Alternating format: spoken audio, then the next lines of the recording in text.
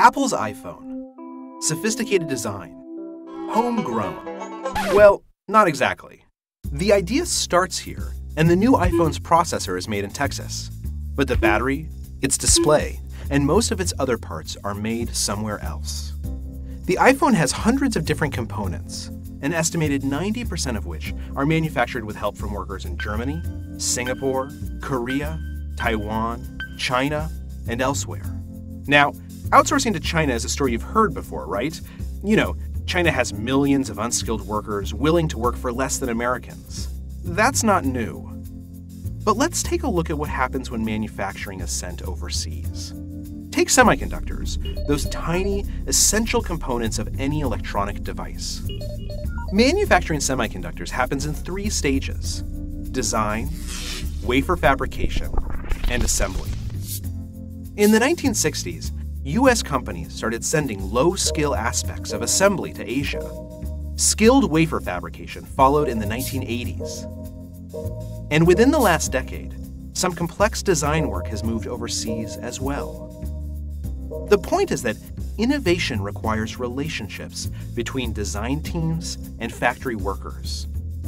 When low-skilled jobs go overseas, it creates a vacuum that increasingly pulls higher-wage jobs abroad as well. And losing manufacturing jobs has other consequences, too.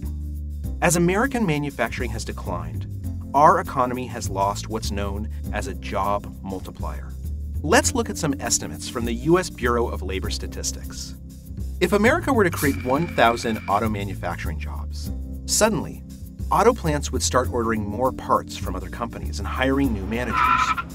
Those 1,000 new auto jobs would create other manufacturing jobs, new management jobs, transportation and warehouse jobs, scientific and technical service jobs, as well as various other work.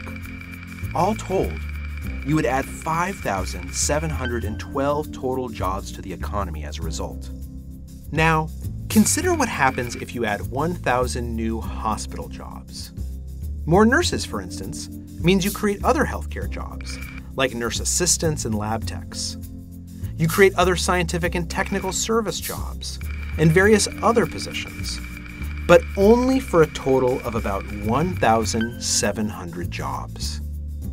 This effect shows up in the American economy right now, where Apple is a huge player. Earlier this year, the value of Apple in the stock market made it worth more than the biggest companies in oil, energy, and manufacturing. But Apple only has 43,000 American employees, a fraction of the nearly 400,000 workers that a company like General Motors employed a half-century ago. Actually, if you look back at the largest employers in 1960, you had companies like GM and Ford and General Electric, big manufacturers. If you look at the biggest employers now, though, you have Walmart and Target and Kelly Services for temps, big service firms. In other words, the fastest job growth in the American economy today falls into 2 groups. There are companies like Apple and other firms that hire highly skilled workers like software engineers and designers and pay them very high salaries. For a few elite workers, things are pretty good right now. And at the other end of the spectrum, the number of service jobs, like waiters and medical assistants, has also risen significantly. But wages for these jobs, on average, have been stagnant in the last decade.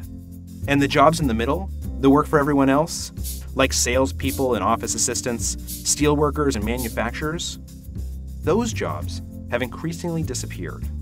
They've been replaced by robots or advances in technology, or they've been sent overseas. That's why our economic problems are so hard to solve right now, say economists. We've become a nation with fewer chances for people to climb into the middle class.